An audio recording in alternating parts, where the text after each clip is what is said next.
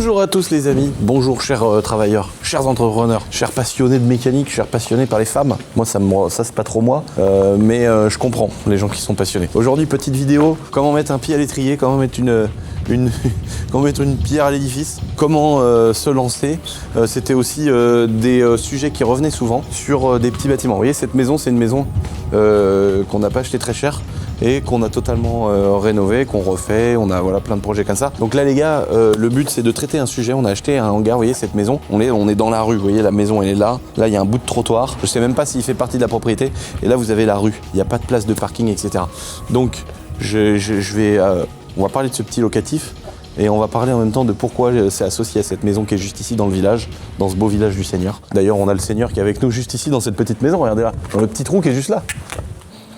J'avais envie de traiter ce petit sujet les amis parce qu'il y a plein de gens aussi qui commencent avec une place de parking, qui commencent avec un box, qui montent des box, qui achètent des hangars, qui font des divisions. Pas mal de petites choses atypiques qui sortent vraiment de l'entreprise, l'immobilier, le logement privé, locatif, tout ce que vous voulez. C'est un petit peu ce sujet qu'on va traiter aujourd'hui. Donc on va visiter la maison les amis, ensuite on se rend dans le box dans lequel on va faire un club échangiste, ça va être génial. Bon là les amis, regardez, suite de cette petite visite, avec des grandes plaques, mais elles font 50 mètres par 50 mètres j'ai l'impression. Elles sont énormes, c'est très sympa. Ça va changer de la salle de bain classique ordinaire, toute blanche. Et là, je suis content, parce que je vois que les gars de notre boîte, ils savent faire des belles choses. Mais d'un autre côté, là c'est une toiture pas finie les gars. Regardez cette toiture, regardez comment les tuiles sont alignées, regardez comment elles sont faites. Les solins sont pas finis là-bas, donc il y a des finitions qui vont être mieux faites. Mais si tu vois le petit bout de fêtage au bout, comment les tuiles sont alignées, il n'y en a pas une qui déborde. Il y a les mêmes épaisseurs de ciment partout, là tout est propre, nickel. Mais moi j'ai été payé une boîte à qui j'ai donné de la marge pour qu'il y ait quelqu'un qui fasse comme ça sur ma toiture. Je suis dégoûté. Ils ont rattrapé le tir, attention. Il faut dire la réalité, c'est que ces gens-là, ils ont rattrapé le tir. Mais en vrai, quand je vois comment les gars de ma boîte, du premier coup, ils font des trucs millimétrés, du coup, ça me fout le seum, quoi. Ici, effectivement, pareil, des rattrapages des vieilles poutres, l'électricité, la plomberie, l'utilisation, les gaines, je sais plus comment on les appelle là. Les gaines là qu'elles se mettent les bonnes femmes là, on part à la panse qui dégueule. C'est pareil mais c'est pour faire passer le chaud. Et là tout ça a été mis. C'est stylé. Donc là on a plein de maisons qui arrivent à leur fin. On est pressé de vous montrer ça les amis. On va passer maintenant à la suite. Les amis, regardez ma belle M4. On est, regardez, devant un local. On n'a même pas le temps de faire la vidéo. J'ai eu les clés hier, les amis, regardez, on l'a déjà mis à louer. On essaye d'avoir un immense turnover, comme on dit. Regardez-moi ça. Je vous présente les lieux. Alors, je vous ai expliqué juste avant qu'on avait un beau petit local, là, de 80 mètres carrés. Alors, en fait, qu'est-ce qui se passe? Gros problème de cette maison, c'est qu'elle avait pas de... Elle était pas chère, hein, c'était une maison à 50 000 €. Dans laquelle on va injecter environ 100 000 € de travaux. Et en fait, le gros point négatif de cette maison, c'était elle a pas de garage, mais elle a pas non plus de place de parking. C'est-à-dire le fait de laisser sa voiture dehors, c'est pas très grave, mais c'est bien d'avoir un bout de trottoir, un bout de truc où la voiture elle est un peu en sécurité. Là, il y a pas. C'est-à-dire il y a vraiment genre la maison, le trottoir, la rue. Donc tu peux pas te garer du tout. Ou alors faut aller sur des parkings publics autour, c'est très chiant. Et donc on s'était dit bon, est-ce qu'on fait, on fait pas? Et finalement on s'est dit bon, vas-y, on fait quand même. Et on verra bien, on louera à quelqu'un qui s'en fout de garer une voiture chez lui, etc. On a un agent qu'on connaît qui est très sympa du village, qui s'appelle Emric, qui me propose toujours des petits trucs un peu à droite à gauche. Et il m'a dit écoute, j'ai un garage, est-ce que ça pourrait t'intéresser? Et j'ai dit ouais, carrément. Et en fait, le garage il est juste derrière la maison.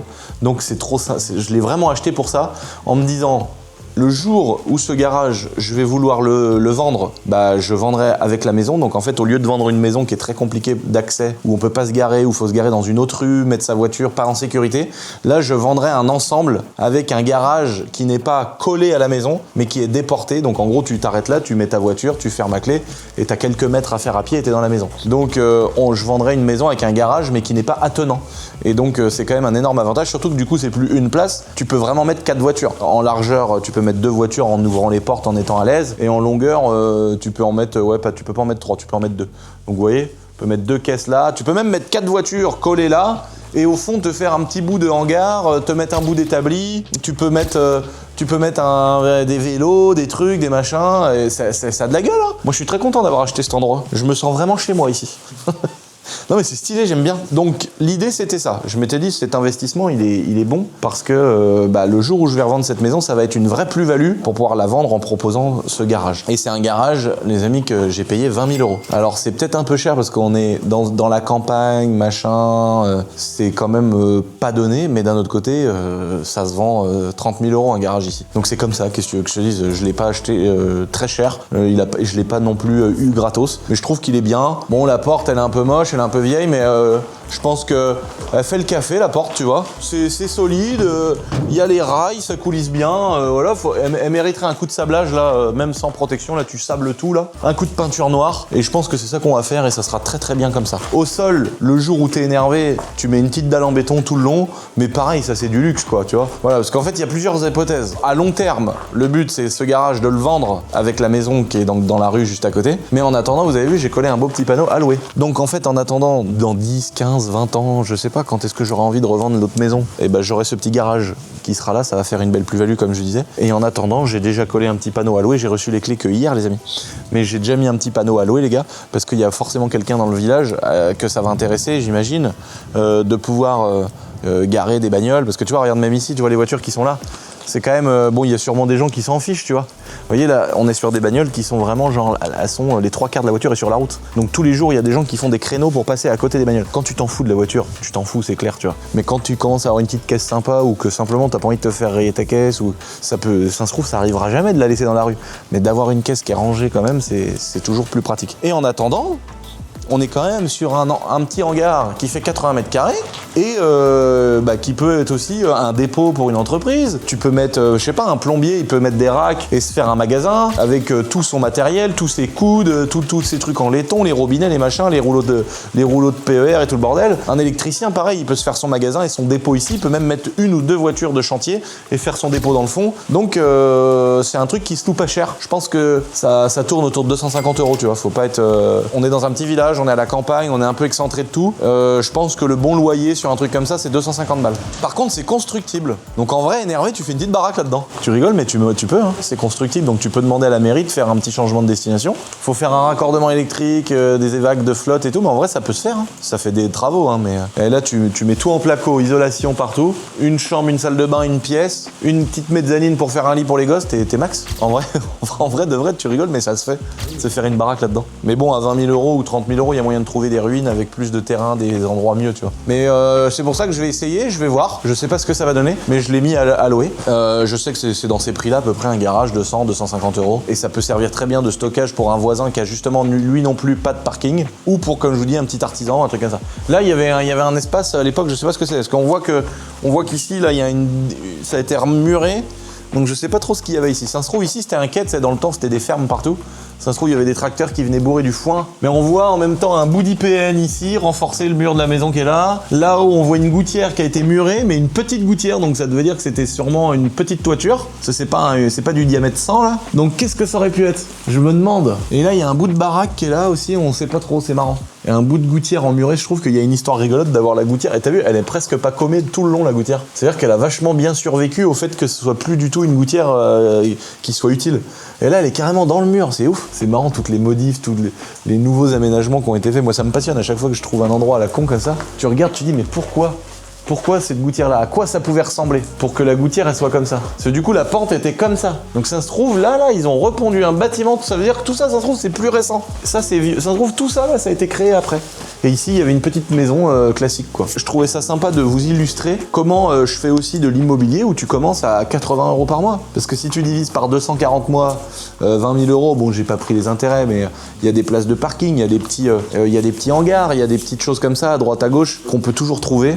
Et c'est peut-être aussi mettre un pied dans l'immobilier sans s'engager sur des sommes énormes, sans s'engager dans, par exemple, une maison secondaire ou se dire, bah, j'ai déjà une résidence principale, j'ai pas des gros revenus, mais j'ai quand même envie de faire de l'immobilier, voir comment ça prend, voir comment je peux faire les choses. Et bah, c'est 80 € par mois, c'est pas trop mal. Et ça permet de mettre un pied à l'étrier, comme on dit, parce que bah, un jour, quand tu seras exonéré de la plus-value parce que tu auras attendu 20 ans, 30 ans, bah, tu pourras peut-être revendre cet endroit, tu pourras l'embellir. Tu vois, je pourrais aussi choisir de refaire cette porte, la repeindre bien propre, ici mettre un crépi à l'intérieur, tu vois, que ça fasse très propre.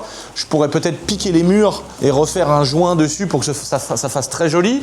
Ici, décaisser, mettre une belle dalle en béton. Là-haut, on n'a pas d'amiante. Donc ça, c'est quand même une bonne nouvelle. C'est des belles tôles propres. On pourrait peut-être faire une mezzanine dans le fond.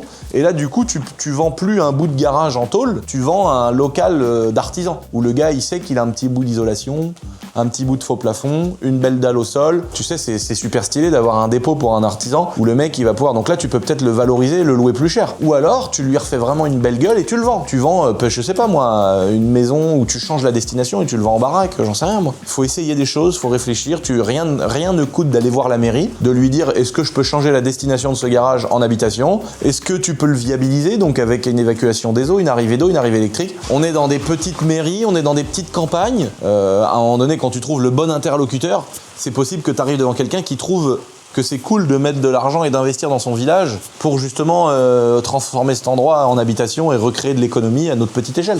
Donc, et pour la personne qui va faire ça, ça peut être se mettre un petit crédit sur le dos, faire 2-3 travaux ou les faire soi-même le week-end et puis vendre cet endroit en tant qu'habitation ou vendre cet endroit en tant que garage de week-end.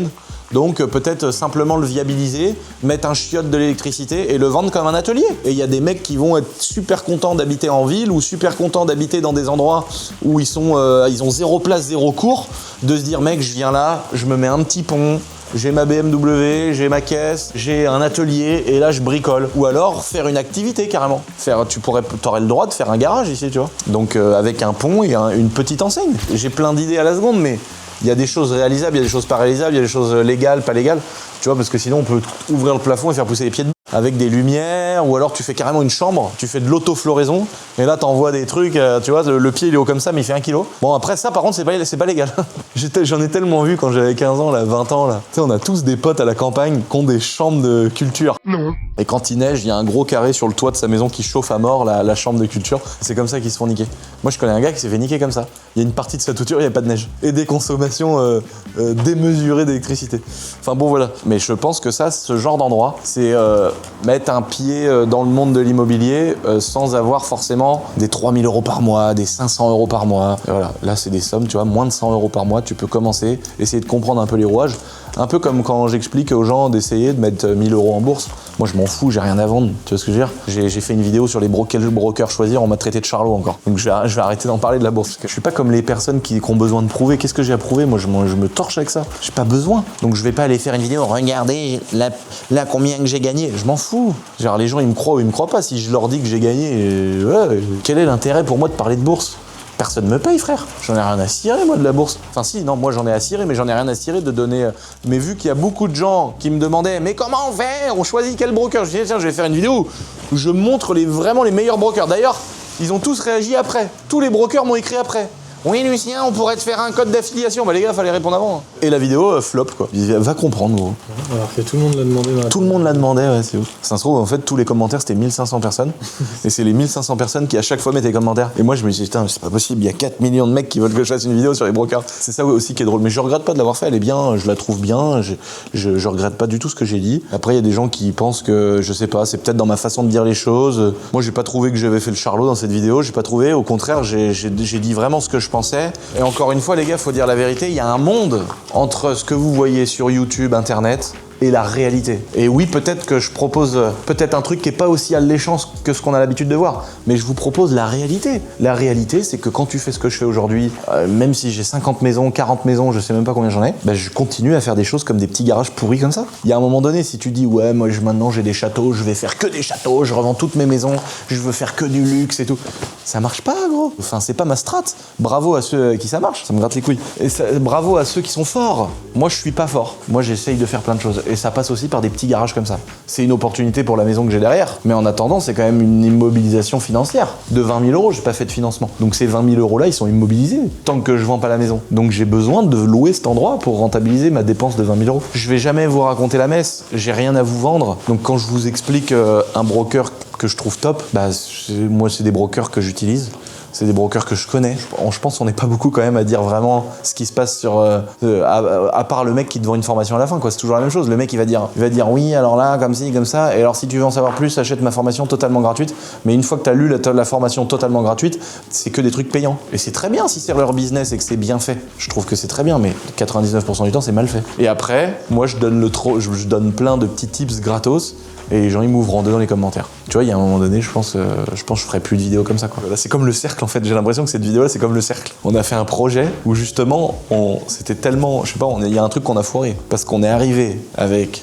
Les mecs, ils vendent tous leur formation une fortune. Nous, on donne un accès à notre appli. Je sais plus combien c'était, 40 €, un truc comme ça. Avec, je sais pas, l'équivalent de tout le savoir-faire de carrière entière de plein d'experts dans plein de domaines. Alors il y a plein de gens qui étaient dessus, qui étaient trop contents, tu vois. Mais je sais pas, il y a eu une espèce de contre-hype. Il y a eu un flop pas possible sur le cercle. Mais c'est rigolo parce que tu vois, ça remet vraiment l'église au milieu du village parce que chaque fois qu'on sort un truc, ça marche super et tout. Et ce truc-là avait pas marché du tout. Je me suis fait ouvrir en deux, évidemment. Ah ouais, ça y est, il fait comme les autres, ça y est. Putain, justement, j'arrivais avec un truc qui était un peu révolutionnaire et qui était justement pas comme les autres. Et ça c'est vraiment dommage. Et puis après, pour mettre tout le monde d'accord, je dis, les gars, je mets le truc gratos. Ah là, il y avait plus de commentaires. Tu vois, donc on a mis pendant 2 ans, je crois, ou 1 an et demi. On a mis tout le truc gratos. Et sauf qu'il y a un moment donné, ça coûtait 2000 par mois, après 3000 par mois, après 5000 par mois. Donc à un moment donné, tu vois bien, autant de trucs à perdre parce que tous les gens qui bossaient sur le truc, fallait les payer, quoi. Un beau petit flop à mon actif, encore une fois. Les gens, ils sont là. Bravo, Lucien. Pouah, c'est beau. Vous oubliez les casseroles que j'ai au cul. Hein. Ah, j'ai jamais mis personne dans la merde. Je dois pas un centime à personne sur cette terre. Hein. Mais alors, par contre, on a des projets, on aurait mieux fait de pas sortir, les gars. Franchement, je me suis dit, le cercle, quand j'ai sorti ça, je me suis dit, mais frère, c'est... Waouh. Putain, on a enfin fait un truc intelligent, tu vois. On est arrivé, on va voler le marché, frère. Oh, putain. On s'est fait éclater de trop de balles. Moi, je préfère qu'on parle d'autre chose. Ça me fait mal à mon petit cœur. Les amis, retour au château pour la suite de cette vidéo. Regardez-moi cette beauté, ça y est, ça avance. On a encore une étape de plus de passer sur cette petite maison du Seigneur. Là, c'est un espèce de crépi avant de mettre le crépi définitif. En gros, faut mettre un truc comme ça pour que ça accroche bien. Donc là, vu que c'était un nouveau mur tout en parpaing, on a fait ce beau crépi tout lisse. Ça s'appelle un truc d'accroche, je crois. Je sais plus comment on dit ça. Et donc là, les gars, ils l'ont fait. Et puis, pareil pour ici. Et évidemment, ils nous ont bien laissé la belle pierre apparente. Parce que là, on va quand même pas mettre un crépi sur des belles pierres comme ça. Vous imaginez bien. Notre but, c'est pas de venir déféquer sur le patrimoine, c'est d'essayer de le sauver. Donc on va pas cacher des belles pierres. Donc là, on est en train de démonter toutes les gouttières parce que, comme je vous ai dit, c'est une catastrophe. Et puis là, maintenant, on est... Les seuils de porte, voilà, on a dû les refaire 500 fois parce que personne n'était d'accord. Les fenêtres, elles arrivent, c'est pas le bon truc. Après, on peut plus mettre le carrelage. Après, la porte elle s'ouvre plus. Après, on peut plus aller dans le plafond. Donc, ça, c'est les aléas des travaux, malheureusement. Donc maintenant, au bout de 77 fois que les seuils ont été refaits, les fenêtres et les baies vitrées sont posées. Donc, on est hors d'eau, hors d'air. Et donc, pour cette petite partie, je suis trop pressé. On va prendre un beau crépi qui va bien, tu vois, une belle couleur, qui va aussi être les joints des pierres de la maison et qui va bien s'inscrire, tu vois, ici, quoi. Regarde, non mais les gars, regardez-moi cette dinguerie. Regardez comment que c'est beau. Incroyable, c'est tellement joli. Bon, on a quelques moulins à vent là-bas, tu vois, qui consomment plus, qui ont coûté plus cher, qui sont rentables, mais c'est là. Donc bon, à la rigueur, à part les éoliennes, on voit pas trop d'espace. Voilà. Et ce poteau électrique que je fais enterrer. Vous voyez ce beau poteau électrique là, qui est moche. Et vu qu'il est pile devant les fenêtres, lui, on le fout par terre et on enterre la ligne du poteau qui est tout là-bas. Comme ça, au moins de la fenêtre, parce que dedans, ça va être la cuisine ici. On aura une belle vue sur les pâtures. On va aller voir à l'intérieur, on a les belles fenêtres qui sont posées. Ah là, faut mettre du gras là-dedans. Hop là, regardez-moi cette beauté. Magnifique. Incroyable, les gars. Ça y est, ça a commencé la partie isolation. Là, il y a une grosse membrane. Regarde là, la membrane. La grosse membrane du Seigneur. Donc ici, toute la partie placo, isolation. Donc là, on a l'épaisseur classique du mur. Il s'arrête là, le mur, vous voyez. Et là, toute la partie isolation plus membrane pour des histoires de vapeur d'eau, Voilà, je sais pas trop pourquoi on met la membrane. Mais moi, j'en ai jamais mis quand j'ai fait de l'isolation moi-même. Mais vu que... Bon, là, c'est des pros, les gars, donc ils rajoutent ça. Donc là, ça va être fait. Ils ont fait tout l'entourage. Tout le plafond va être fait. Donc on va être vraiment isolé à la mort. Ici... donc on a une espèce de pièce, vous voyez, je me rappelais même pas qu'on avait fait des dessins comme ça ici là. Donc là ça va être une pièce un peu, comment on appelle ça, cellier. Il va y avoir le compteur électrique, le chauffe-eau, le machin, donc c'est top. Et là, cette petite partie garage qui est devenue une partie balnéo, jacuzzi, etc. Donc là pareil, on isole tout au plafond. Vous voyez, c'est pour ça que c'est important quand même d'avoir les bonnes cotes parce que on doit modifier les plafonds, les évacuations, elles tombent dans les coins, elles sont derrière le placo. C'est vraiment une catastrophe hein, quand tu pars de rien, quand tu pars d'une feuille blanche, c'est très compliqué. Mais bon, on arrive toujours en cours de route à rattraper les choses. Mais là, ça va vraiment être, au lieu d'avoir une porte sectionnelle, on a une baie vitrée. Et on va pouvoir avoir un beau petit jacuzzi avec la vue dans la campagne, la vue sur l'avant de la maison là. Ici devant, on va faire une terrasse en bois, ça va être trop beau. Donc voilà pour ces avancées là les amis. Et ici, on est dans cette espèce de giga chambre. Donc avec l'isolation a commencé au plafond, au mur. Bah, vous voyez, typiquement le genre de souci qui arrive tout le temps, bah, l'évacuation elle est dans le placo. Tu vois, la plaque de placo elle est censée passer devant le tube qui est là-bas. Donc maintenant, faut repéter le sol, faut redévier l'évacuation, va falloir rehausser. Par exemple, le bac de douche qui est arrivé, il fait 1m60, donc le bac de douche est arrivé jusque là. Il est arrivé jusqu'ici. Donc tu peux plus ouvrir la porte. Et en fait ici c'est la cheminée, donc vu que le mur était moins épais, pour ceux qui avaient suivi, j'en avais profité pour défoncer la cheminée, faire un trou. Donc en fait en choisissant en cours de route ça, bah, ça induit en erreur tout le reste et tout. Enfin voilà, mais ça avance, on est content les potes. Nous voilà dans notre petite maison les potes, qu'on a fini. Donc là ça y est, on est en train de régler 2-3 détails de radiateur. Donc c'est la vraie fin. Il y a même de l'eau dans les robinets. Ici c'est des dépendances qu'on va attaquer plus tard. Donc là on faisait les derniers réglages, derniers nettoyages de ferraille, de trucs.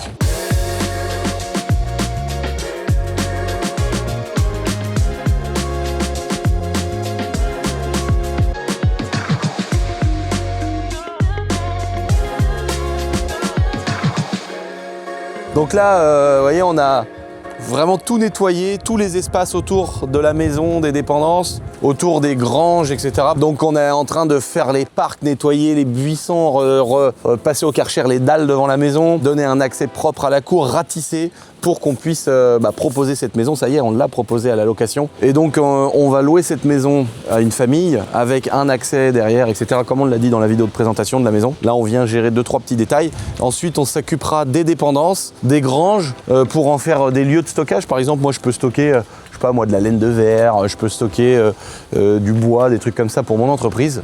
Et c'est intéressant d'avoir un point quand même où on peut stocker des choses, avoir des grosses surfaces. Puis ça amène pas de réelle plus-value si on l'incluait dans la location de la maison. Donc c'est pour ça qu'on a décidé de le garder pour nous. Puis on verra après sur cette grosse dépendance où j'avais déjà annoncé avec une énorme campagne de travaux. Et donc là, on continue parce que c'est à la fois une ferme ici. On a nettoyé, il y avait des monticules de merde partout. C'est normal, c'était des fermes qui sont restées des fermes pendant des décennies et des décennies. Et donc ici, on a renettoyé, on a remis à plat, on a enlevé le plastique, les trucs et tout pour que ce soit une zone assez propre. C'est l'endroit où j'avais comme projet d'enlever ces grandes tôles là, et puis de laisser les piliers d'époque, refaire les toitures et mettre des baies vitrées, puis faire une sorte d'Airbnb qui donne sur la nature, mais on est quand même pas loin des villages et tout ça. Donc on verra ça avec le temps les amis. Pour l'instant, on a fini cette maison, elle est préparée. J'avais envie de faire cette vidéo pour vous montrer que ça peut être cool de mettre un pied à l'étrier, de mettre les pieds dans le plat, mais sans commencer avec des crédits pas possibles. Il y a aussi beaucoup de gens qui regardent ces vidéos, qui sont à la fois des entrepreneurs, des petits, des gros. Il y a aussi des gens qui sont salariés, qui sont cadres, qui sont salariés, on va dire, qui sont vraiment genre au SMIC avec une paye la plus basse possible. Et puis, tu as aussi des gens qui sont cadres avec des 4, 5, 6 000 euros par mois qui regardent ces vidéos-là. Et il y a plein de gens, que tu gagnes 1 200, que tu gagnes 10 000, que tu es ton entreprise, que tu sois salarié. Tout le monde a envie de se dire, par la porte ou par la fenêtre, d'essayer de faire quelque chose qui va pérenniser peut-être un peu l'avenir, quelque chose qui va te lancer, te dire j'agis, et puis on va voir. Et je trouve que c'est une bonne solution de cette vidéo. Dites-moi ce que vous en aurez pensé dans les commentaires. Mais commencez avec un petit box, avec un parking, et commencez avec un truc qui n'est pas collé à chez vous, les gars. C'est pas mal. Vous pouvez habiter en ville et vous dire, tiens, dans un petit village de campagne, moi je suis de la campagne, c'est mon truc. Mais vous pouvez commencer en ville avec un truc qui est à 10 bornes de chez vous, 1 heure de chez vous. Un logement comme ça, vous pouvez l'avoir à 1 heure de chez vous. Parce qu'une fois que tu as loué un box, t'as pas le gars qui va t'appeler tous les 5 minutes parce qu'il y a le peuplier devant la fenêtre, parce que le voisin il a une clôture qui gêne, parce que dans l'appartement il y a un problème de coloc ou une évacuation de flotte. Tu commences avec un truc où tu diminues les ennuis. Pas de raccordement électrique, pas de raccordement à l'eau. What? C'est un box, tu le loues pas pour faire une boîte de nuit. Bon tu sais que le mec il va stocker les trucs dedans, c'est pas des gros revenus, mais tu fais tes calculs. Il faut vous poser et faire des calculs. Ça coûte combien? 20 000 euros, bam. Je peux le louer combien? Allez, on met 250 €, peut-être que le marché c'est 150, j'en sais rien. Et vous faites vos calculs, sur 10 ans je gagne tant, sur 20 ans je gagne tant. Ne négligez pas des choses quand vous vous lancez que vous ne savez pas, que moi j'ai tendance à mettre sur ma chaîne, parce que c'est très chronophage de louer des maisons, c'est très chiant de louer des maisons, mais c'est bien parce que tu fais de l'immobilier, tu pérennises ton avenir, tu gagnes des sous, etc. Mais c'est vrai qu'il ne faut pas négliger le fait que les petits travaux c'est chiant. Refaire la salle de bain, tu vas y passer peut-être tous tes dimanches alors que tu as d'autres choses à faire, tu as déjà un taf à côté. Donc il faut essayer de tout prendre en compte, prenez les infos des gens comme moi d'internet, prenez les infos des gens que vous connaissez autour de vous, prenez les infos de l'oncle Didier qui dit que la bourse c'est horrible et que ça sert à rien d'en faire. Faut avoir son avis quand même, il a peut-être un petit bout d'expérience, un petit bout de truc, soit tu jettes, soit tu gardes. Et puis je pense que c'est bien de se lancer dans un truc comme ça, de le faire avec des potes. Vous pouvez très bien vous dire, bah les gars, nous on a, je sais pas, on est 3 potes, on gagne tous 1002. Qu'est-ce que tu veux faire avec ça? Bah peut-être que tu as déjà une maison et tu vas dire, bah la banque elle va plus me prêter. J'ai déjà le SMIC, je peux pas racheter une maison. Et bah pourquoi vous ferez pas une petite SCI avec vos amis? Ça coûte 1500 €, vous payez 500 balles chacun pour monter une SCI et vous faites à 3. Même si vous êtes 3 à gagner 1200 balles, vous insistez, vous allez voir une banque, 2 banques, 3 banques, 4 banques, 5 banques. Allez en voir 12! Il y en a un qui va vous financer. Et vous faites une SCI à 3 potes et la banque elle va avoir 3 personnes qui sont motivées pour un projet et vous achetez un box, vous achetez une place de parking et vous mettez un pied à l'étrier. Et quand vous aurez un deuxième truc, un troisième truc, vous dites bon bah allez, on a payé ça 15 000 €, 20 000 €, 30 000 €, on est à 3 potes, on a tous fait un crédit de 10 000. Et bah c'est cool, ça ramène un peu de sous, puis sur 10 ans ça fait ses petits revenus, puis un jour on revendra un peu plus, etc. Et puis peut-être que dans 3 ans vous passerez à autre chose et vous revendrez. Peu importe, au moins vous avez essayé, vous comprenez les mécanismes, vous comprenez un peu la fiscalité qui va avec, vous comprenez le fait de gérer un locataire, un deuxième, un truc. Et je trouve que c'est vraiment pas mal et vous pouvez vraiment vous lancer à faire des petits trucs qui coûtent peu par mois, mais qui au bout de 10 ans feront la différence. À la revente, peut-être ça fera la différence. Des petits travaux pas très chers feront la différence. Je pense que c'est important, peut-être de se lancer pour les plus frileux tout de suite, sans partir dans un achat immobilier, dans un locatif, où tu vas gérer des maisons, des fuites d'eau, des trucs. Parce que des fois, tu te dis, bon, j'ai un peu de sous de côté, j'ai accès à un crédit avec mon taf, j'ai une augmentation, etc. Ou j'ai mon entreprise et je gagne un peu ma vie. Mais quand tu te prends un assainissement non conforme, après, comme par hasard, évidemment que c'est à ce moment-là que le chauffe-eau thermodynamique de la mort, il vaut 1300 balles, il tombe en panne. Et évidemment que c'est à ce moment-là que l'espèce de fumier de portail devant, il est tombé avec la tempête et que l'assurance elle dit « Ah bah non, monsieur, le portail, il est en plastique et nous, on rembourse que les portails en ferraille. » Vous auriez dû être chez Jabois, parce que nous, on vous aurait dit « On n'assure pas du tout les portails. » Voilà ce qu'on aurait dit. Non mais, ce que je veux dire, les gars, c'est que, évidemment, il y a des moments où il y a la merde. Et c'est tout qui tombe d'un seul coup. Et là, tu dis, bah attends, le thermodynamique, 1300 €. L'assainissement, il y a 7 000 € qui n'étaient pas prévus. Et plus là, machin, d'un seul coup, tu te retrouves à te dire, gros, j'avais 4-5 000 € de côté, tout allait bien pour moi. Et là, je me retrouve avec 13 000 à payer. Je dois retaper un crédit parce que je peux pas laisser les locataires comme ça, machin. Donc, je trouve que c'est pas mal pour les plus frileux et pour les gens qui n'ont pas d'expérience, parce que tu peux aussi être très manuel. Moi, j'ai toujours été très manuel. J'ai refait ma maison moi-même, la première, etc. J'ai toujours bidouillé. Moi, le mobil-home, je voulais faire un garage pour ma caisse. J'ai été dans la forêt, j'ai coupé des arbres, j'ai pris de la ficelle, j'ai mis entre eux. J'ai aplati des rails de placo, je les ai aplatis. J'ai fait des équerres, j'ai mis des vis dedans. J'ai déballé une bâche. Après, j'ai été voir un paysan. Je lui ai dit, est-ce que t'aurais pas une bâche à ensilage? J'ai une vieille pourrie. Je l'ai doublée parce qu'elle avait plein de trous. Et je me suis fait un garage. Tu vois, si t'as envie, avec que dalle, tu fais quelque chose. Mais sauf qu'après les gens disent ah oui mais non mais ça fait pas propre, ah bah oui mais tu comprends, eh ben non mais quand tu peux pas faire autrement tu fais comme ça puis tu fais pas chier. Et donc c'est bien pour les plus frileux, ce que je comprends aujourd'hui avec les temps qui courent, c'est compliqué de faire des choses, tout est cher, bah je trouve que c'est super en commençant comme ça. C'est comme le mec qui va mettre 1000 € en bourse, évidemment tu vas pas gagner 3 000 € de dividendes par mois, évidemment que dans 10 ans tes 1000 € ils t'auront pas fait 15 milliards, mais tu mets un pied à l'étrier, tu comprends les mécanismes, tu prends des points de XP. Donc faites pas chier, commencez comme ça. Voilà. Les gars, je pense que vous avez kiffé cette vidéo, j'espère en tout cas. Moi j'adore faire des vidéos sur l'immobilier. J'ai adoré faire le concept de la semaine dernière où on a donné notre avis sur les entreprises. En fait c'est tout l'un ou tout l'autre. Soit ça marche de dingue, soit ça marche pas de ouf. Et ça a pas marché de ouf. Moi j'ai vraiment kiffé le faire, c'était trop cool de rencontrer des abonnés. Et moi je raisonne pas en fonction des vues. Donc je vais pas dire oh bah non j'avais plein de projets puis non, finalement ça marche pas trop niveau vues, on s'en fout. Cette chaîne là, enfin je veux dire on vit pas avec cette chaîne là, c'est pas la chaîne qui doit payer les cadreurs etc. Donc c'est une chaîne où on aime transmettre, on aime parler et j'aime bien raconter toutes mes petites histoires, que ce soit du positif ou du négatif. Heureusement pour moi c'est plus souvent du positif. Et donc c'est pas pour autant que je ferai pas ce concept sachant que bah, ça fait peut-être un peu moins de vues que d'habitude. Donc moi en tout cas j'ai adoré le faire, j'ai l'impression que les commentaires étaient tous ouf, mais ça a moins marché niveau vue. C'est vrai qu'aujourd'hui il faut des titres je vais écraser ma maison, j'ai vraiment failli le faire, c'est pas un titre putaclic les gars. Donc voilà, c'était pour faire ce petit retour. Les amis, je vous embrasse. je vous dis de voilà, acheter des hangars en tôle qui tiennent de travers avec des poutres qui sont prêts à s'effondrer. Moi, ça fait partie des biens immobiliers que j'aime le plus, tu vois. Ces vieux trucs là, là-dedans, il y avait un cochon. T'as toujours les vieilles ficelles, les machins. Cette porte-là, je l'ai jamais ouvert, je crois, tu vois. Je crois que j'ai jamais ouvert cette porte-là. Et moi, j'adore ces endroits-là. Ça pue la campagne, ça pue la France, ça pue le travail, les animaux, les bestioles qui ont été là-dedans. Moi, tu sais que je vis une énorme frustration, c'est que tous ces endroits, oh là là, là je me vois mettre un petit pont en bois au milieu, zéro rénovation, hein. Le sol on le laisse comme ça, il y a encore la merde des vaches et des moutons d'autrefois. Et là, regarde comment c'est beau, les vieilles pierres et tout. Là tu laisses ça comme ça, tu poses un pont, 2-3 bouts d'établi, et là-dedans tu te fais un petit bout d'atelier pour préparer des bécanes, là, t'es le roi du pétrole. Et puis après, bah, t'as le hangar qui fait 700 mètres carrés derrière. Ou c'est presque trop grand. Mais en tout cas, c'était cool de parler de ça, de certaines solutions pour commencer à se lancer. Les amis, abonnez-vous, c'est hyper important pour qu'on puisse continuer sur cette petite chaîne YouTube. Et dites-nous dans les commentaires si vous avez kiffé le concept de la semaine dernière. Et puis si vous avez d'autres idées de concept. Putain, j'ai cru qu'il y a un rafale qui arrivait. Et je vous fais des gros bisous et je vous dis salutations distinguées, les potos.